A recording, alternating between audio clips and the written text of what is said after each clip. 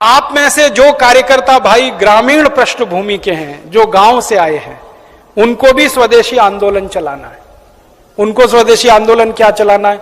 अपने गांव में विदेशी कंपनियों की सबसे ज्यादा बिकने वाली जो चीज है वो है रासायनिक खाद, जिसको हम यूरिया कहते हैं, डीएपी कहते हैं, सुपर फॉस्फेट कहते हैं, और रासायनिक कीटनाशक जिसको एंडोसल्फान कहते हैं, मेलाथियान कहते हैं, पैराथियान कहते हैं, बेंजीन हेक्साक्लोराइड कहते हैं। तो ये विदेशी कंपनियों के कीटनाशक और रासायनिक खाद ये किसानों के बीच में सबसे ज्यादा खरीदी जाती है, और एक साल में 4,80,000 करोड़ रुपए की खरीदी जाती है रासायनिक खाद और कीटनाशक। पहले एक कट्टा रासायनिक खाद मिलती थी 70 रुपए में, अब एक कट्टा रासायनिक खाद मिलती है 350 रुपए में, 300 रुपए में, 350 रुपए में, और कभी कभी ब्लैक हो जाए तो 500 रुपए में यूरिया। और हर साल कीमत बढ़ती जाती है। क्यों? क्योंकि ये रासायनिक खाद बनती है उन वस्तुओं से जिनको पेट्रोलियम प्रोडक्ट्स कहा जाता है, और सारे पेट्रोलियम प्रोडक्ट्स जिसको नेफ्था कहते हैं वो विदेशों से आता है। इसका पैसा पूरा विदेश में जाता है। किसानों को समझाइए ये कि बहुत महंगी पड़ती है। और इसकी महंगाई पता है दूसरी क्या है? एक बार आपने खेत में 1 कट्टा यूरिया डाल दिया तो अगली बार 2 कट्टा डालना पड़ेगा, 2 बोरे डालना पड़ेगा, और एक बार 2 बोरे पड़ गया तो अगली बार 3 बोरे डालना पड़ेगा, एक बार 3 पड़ गया तो फिर 4 डालना पड़ेगा। हर बार बढ़ता ही जाता है, बढ़ता ही जाता है, बढ़ता ही जाता है, खर्चा बढ़ता जाता है। और मालूम है रासायनिक खाद बहुत गर्म होता है। गर्म रासायनिक खाद यूरिया डीएपी आप डालते हैं, मिट्टी पूरी चटक जाती है गर्मी के कारण, तो पानी ज्यादा देना पड़ता है। यूरिया डीएपी डालकर अगर गेहूं की खेती करें तो 5-6 बार पानी लगाना पड़ता है, पानी का खर्चा बढ़ जाता है। और पानी का खर्चा बढ़ेगा तो पानी तो जमीन में से ही निकालना पड़ता है। जमीन से ज्यादा पानी निकाल के आप खेतों में डालते रहेंगे तो पानी का तल नीचे नीचे नीचे नीचे होता चला जाता है। पहले पानी 25-30 फुट पे मिलता था, अब पानी 900 फुट तक नहीं मिलता खेतों में। तो किसानों को समझाइए कि यूरिया डालने से बड़ा भारी नुकसान है। एक तो हर साल खाद की मात्रा बढ़ानी पड़ती है, खर्चा बढ़ता है। दूसरा, हर साल पानी की मात्रा बढ़ानी पड़ती है, वो खर्चा बढ़ता है। और जहां पानी निकालने के लिए बिजली नहीं है वहां डीजल पंप चलाना पड़ता है, तो डीजल का खर्चा बढ़ता है, और डीजल कभी भी महंगा होता रहता है। एक किसान कहां जाएगा? मर जाएगा वो तो डीजल का खर्चा करते करते।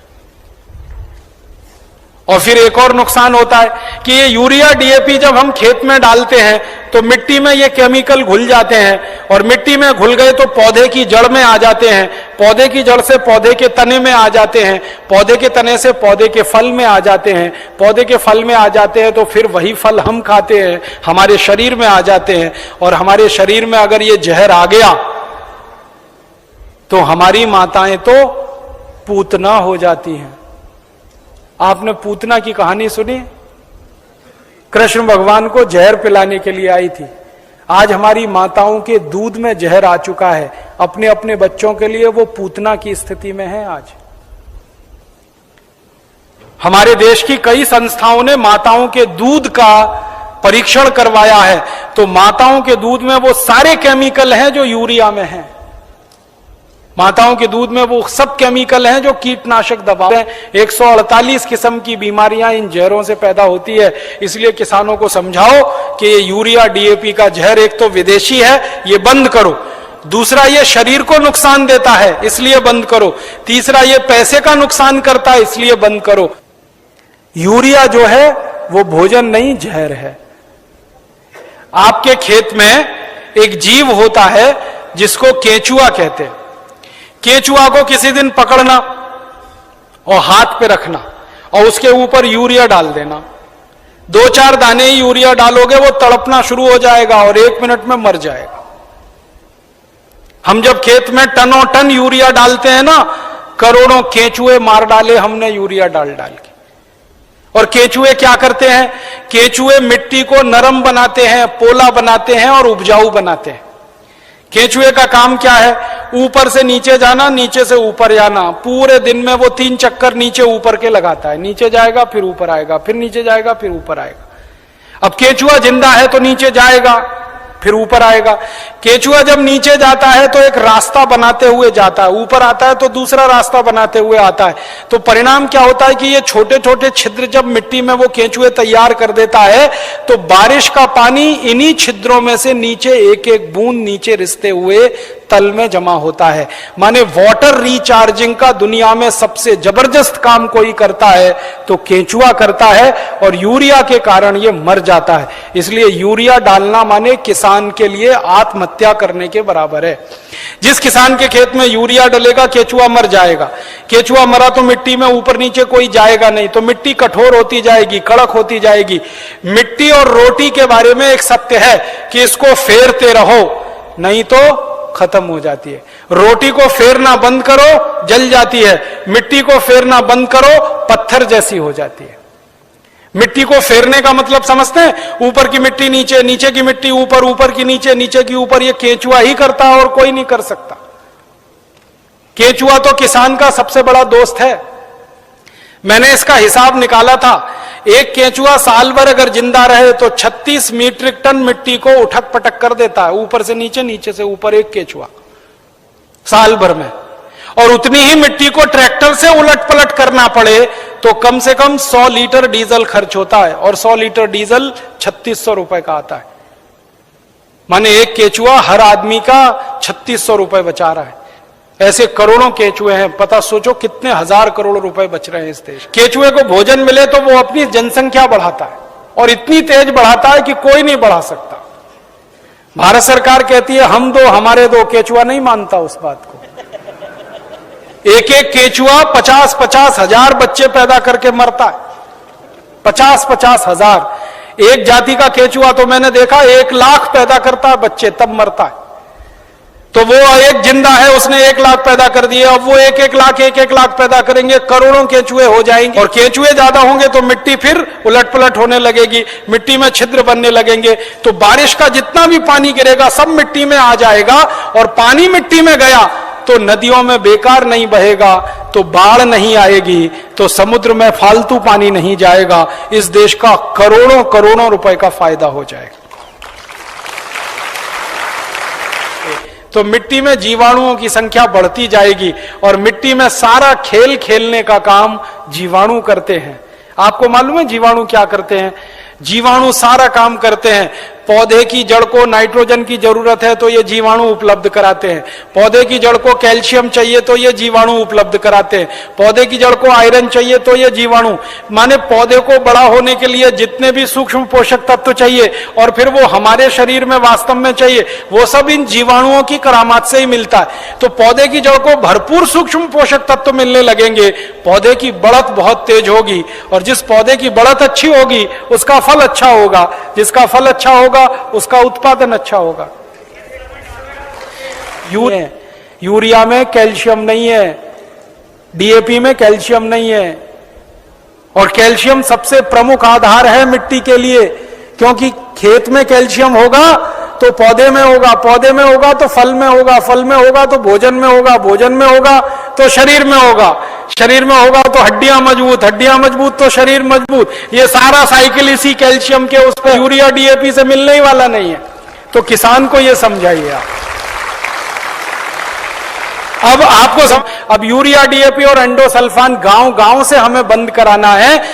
किसान अपने खेतों में अनेकों प्रकार के फर्टिलाइजर्स और पेस्टिसाइड्स का प्रयोग करते हैं, जिससे उनके खेतों में अनेकों प्रकार की समस्याएं आती हैं। फर्टिलाइजर्स और पेस्टिसाइड्स के प्रयोग से मिट्टी की गुणवत्ता एवं संरचना पर प्रतिकूल प्रभाव पड़ता है। इसलिए फर्टिलाइजर्स और पेस्टिसाइड्स के साथ बायो ऑर्गेनिक फर्टिलाइजर्स के प्रयोग की संभावनाएं बहुत बढ़ गई हैं। इसलिए आजकल सभी प्रकार के फर्टिलाइजर्स में बायो ऑर्गेनिक फर्टिलाइजर्स ने अपना महत्वपूर्ण स्थान बना लिया है। इस बात को ध्यान में रखते हुए एस्क्लेपियस के कृषि वैज्ञानिकों की टीम ने कई सालों की रिसर्च के बाद ऑर्गेनिक फर्टिलाइजर तैयार किया और बनाया बायो ऑर्गेनिक बेस्ड कंडीशनर वैदिक एग्रो भूविटा फॉर प्लांट ग्रोथ। वैदिक एग्रो भूविटा मिट्टी के पोषक तत्वों की भरपाई एवं केमिकल फर्टिलाइजर और केमिकल पेस्टिसाइड्स पर निर्भरता को कम करता है। वैदिक एग्रो भूविटा भूमि की भौतिक संरचना में सुधार करता है, उसके पीएच को संतुलित करता है, मिट्टी की नमी को लंबे समय तक बनाए रखता है। वैदिक एग्रो भूविटा का प्रयोग अधिक पैदावार करने में सहायक है। यह मिट्टी में द्वितीय एवं सूक्ष्म पोषक तत्वों को बढ़ाने में सहायक है। यह मित्र जीवाणुओं की संख्या में लगातार वृद्धि करता है। वैदिक एग्रो भूविटा का उपयोग करने से हवा में उपस्थित नाइट्रोजन पौधों को सुगमता से उपलब्ध होती है तथा मिट्टी में मौजूद अघुलनशील नाइट्रोजन, फास्फोरस, पोटेशियम तथा सूक्ष्म पोषक तत्व घुलनशील अवस्था में बदलकर पौधों को आसानी से उपलब्ध होते हैं। वैदिक एग्रो भूविटा। वैदिक एग्रो भूविटा का उपयोग सभी प्रकार की फसलों के लिए किया जा सकता है। 4 किलो भूविटा प्रति एकड़ की दर से खेत में बुरकाव करें। इसे उर्वरकों एवं कीटनाशकों के साथ भी प्रयोग किया जा सकता है। अधिक जानकारी के लिए हमारी वेबसाइट www.asclepiuswellness.com पर विजिट करें या दिए हुए नंबर पर कॉल करें। Bio organic based soil conditioner वैदिक एग्रो भूविटा फॉर प्लांट ग्रोथ। अपने यहीं के हैं जो इनसे पूछते हैं क्या वाकई में आपको रिजल्ट दिख पा रहा है? दिख रहा है। लग रहा है आपको कि यार यूरिया डालने से अच्छा है कि इसको डालने अपन ये डालने को अच्छा है ना? तो यूज़ करेंगे सभी। देखो अपने देश को मतलब अपनी भूमि को बचाना है तो यूरिया, डीएपी, पोटाश, सल्फर को बंद करना पड़ेगा। सही है। अपनी जो खेती है वो बंजर होती जा रही है, उसका सिर्फ और सिर्फ कारण यूरिया, डीएपी, पोटाश। सही है। तो इसको धीरे धीरे रोकना है अपने को और जहर मुक्त अपने को खेती करना है। अगर जिस दिन जहर मुक्त खेती हो गई है उस दिन हो सकता है अपनी बीमारियों को भी कंट्रोल हो सकता है। आज हार्ट खराब होना, लीवर खराब होना, किडनी खराब होना, हार्ट अटैक आना, लोगों को ब्रेन ट्यूमर होना, ये सिर्फ और सिर्फ कारण है आज का अपना फर्टिलाइजर। सही है। फर्टिलाइजर से उगाई हुई फसल अपन यूज़ करते हैं, अपने गाय भैंस को भी वही घास खिलाते हैं अपन। सही है। तभी जाकर के आज कृमि जैसी बहुत सारी गायों में प्रॉब्लम चल रही है। तो ये सारी प्रॉब्लम को अगर हटाना है अपने को तो अपने को कुछ अपने अंदर उत्साह पैदा करना पड़ेगा। अपनी खेती में जो खाद डालते हैं उसको बदलाव करना पड़ेगा। तो क्या रेडी आप सभी? तो थैंक यू सो मच मेरे सभी देश के किसान भाइयों को, और उम्मीद करता हूँ इस वीडियो को ज़्यादा से ज़्यादा शेयर करें, लाइक करें और ज़्यादा से ज़्यादा किसान भाइयों को इसका फ़ायदा मिले। और इसका सीधा सा एक रिजल्ट बताता हूँ मैं आपको। मुझे योगेश ने इसके बारे में बताया था कि भैया बोम्बीटा यूज करिए, इसका रिजल्ट अच्छा है। तो विश्वास नहीं हो रहा था, लेकिन उन्होंने जब ज़्यादा कहा तो मैं चलो ठीक है बोम्बीटा यूज करते हैं। मैंने बोम्बीटा को डाला। डालने के बाद फिर लोगों ने कहा कि इसमें बर्बाद हो जाओगे, कुछ नहीं होगा, तुम खाद डालो, डीएपी डालो। मैंने कहा मैं डीएपी नहीं डालूंगा 1% भी। अगर नुकसान होगा तो अपने योगेश जिम्मेदार हैं, और वो भाई नुकसान तो हो ही जाता है, कोई रिजल्ट निकालोगे तो मैंने बगैर डीएपी के, बगैर खाद के, मैंने ये बोम्बीटा यूज करके मैंने आलू निकाला है। आज इसका रिजल्ट इतना अच्छा आया है। ये 1 बीघा का आलू है, 1 बीघा जगह नहीं, खुद ही आप दिखाते हैं आलू सरकार कैसा आलू है। 1 बीघा का आलू है, 1 बीघा खेत का आलू है तो सर ने निकाला, और कभी इतना नहीं निकलता था। आज बोम्बीटा की वजह से इतना आलू निकला है। तो सर क्या कहना चाहोगे आप इस बोम्बीटा के बारे में? मैं बहुत बोम्बीटा को तो समझ ले ऐसे मानो को अमृत है होने में तो ये अमृत है जी। और 30 पैकेट निकलते थे 1 बीघा में, ज़्यादा से ज़्यादा। अब मैं तो देख लो, आप देख लो 60 पैकेट से कम नहीं होगा, 60-70 से ठीक दूनी होन है इससे, और रिजल्ट अच्छा है इसका। तो मैं तो क्या कहना चाहोगे और लोगों के बारे में? मैं तो ये कहना चाहता हूँ कि सब डीएपी को छोड़ के, वो जहर है, इसको आयुर्वेदिक चीज है, इसको यूज करिए और ज़्यादा से ज़्यादा फसल की फल लो। इसका किस तरीके से रिजल्ट है, इन्होंने 5 एकड़ में इन्होंने यूज किया था, वो फसल कैसी है, और जिस खेत में इन्होंने यूज नहीं किया था वो फसल कैसी है, हम अभी आपको दिखाएंगे पूरा। देखिए किसान भाइयों, ये आलू की फसल है और इन्होंने इस खेत में भूबीटा इस्तेमाल नहीं किया था, नॉर्मल अपनी डीएपी का यूज किया था। इसमें आलू की फसल इस तरीके की है, आपको दिख रही होगी, जहाँ था आपको दिख रही होगी। और इसी खेत के जस्ट ऊपर एक खेत है जिसमें इन्होंने, इसमें भी आलू की फसल है, इसमें इन्होंने भूबीटा का प्रयोग किया था और आप देख पा रहे होंगे कितनी अच्छी फसल है इनकी। पूर्ण रूप से आपको दिखा रहे होंगे पेड़, दोस्तों नमस्कार, मैं दिलीप यादव खंडवा डिस्ट्रिक्ट के ग्राम घाटाखेड़ी से हूँ। दोस्तों SLPS वेलनेस प्राइवेट लिमिटेड के एग्रीकल्चर प्रोडक्ट भूविटा जैविक खाद से इतना बेहतरीन रिजल्ट आया है, बहुत ही ज़बरदस्त रिजल्ट यहाँ पर आया है। दोस्तों मैं आपको बताना चाहूँगा, ये जो आप खेत देख रहे हो दोस्तों, ये मेरे छोटे भाई का खेत है। ये जो आप खेत देख रहे हो दोस्तों, ये मेरा खेत है। दोस्तों ये दोनों खेतों में एक ही दिन बुआई गेहूं की गई है। दोस्तों ये जो आप देख रहे हो दोस्तों, इसमें रासायनिक खाद यूरिया का प्रयोग किया गया है, ये सामने है आपके। और ये जो आप देख रहे हो, ये 2 एकड़ ज़मीन है जिसमें मैं 2 बोरी यूरिया का उपयोग करता था, लेकिन इस बार मैंने मात्र 1 बोरी यूरिया का उपयोग किया है और 8 किलोग्राम भूविटा ये आपके सामने है दोस्तों। सर इसमें मैं AWPL का भूविटा यूज किया हूँ। कितना एकड़ में? 2 एकड़ में। 2 एकड़ में सिर्फ 2 पैकेट डाला हूँ। और रोपाई के 15 दिन बाद हाँ। इको हरियाली को सिर्फ 1 पैकेट इको हरियाली आधा केजी का आता है, हाँ। उसको मैं घोल बनाया हाँ। और स्प्रे द्वारा छिड़काव किया हूँ। हाँ। 2 एकड़ में 1 पैकेट लगा है।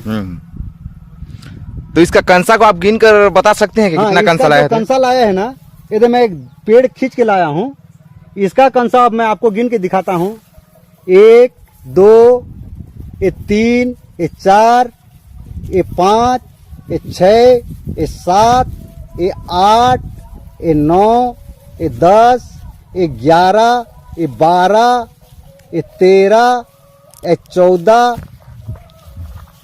15 16 17 18 19 20 21 22 23 24 25 26 27 28 29 30 31 32 33 34 35 36 37 38 है। 38 है। इसका रोपाई लगभग 28 दिन हुआ है और 38 कंसा आ चुका है। लोगों को विश्वास नहीं होगा, इसको थोड़ा झड़ा के दिखा दीजिए कि मिट्टी में चिपकाया गया है, ना बोले। इसमें कोई मिट्टी में चिपकाया नहीं गया है। वही हाँ यही है, आप देख सकते हैं इसको मैं कितना फैला रहा हूँ। यदि कोई चिपकाया होता तो एक अलग से निकल जाता है। इसका कोई इसमें चिपका हुआ नहीं है, सिर्फ एक पौधा है। हाँ तो सर जी, इसको आप किसानों को क्या कहना चाहेंगे आप? मैं तो किसानों को ये कहूंगा, देखो मैं आज से किसानी नहीं कर रहा हूँ, मैं बचपन से इसमें किसानी जब से मेरे को होश आया तब से मैं किसानी कर रहा हूँ। जो पहले भी मैं किसानी काम किया था, इस तरह का रिजल्ट मैं कभी नहीं देखा हूँ। क्योंकि पहले इसमें भी मैं धान लगा चुका हूँ, गर्मी फसल किया हूँ और ऐसे बरसाती फसल किया हूँ, कभी भी इस तरह का फसल नहीं हुआ है।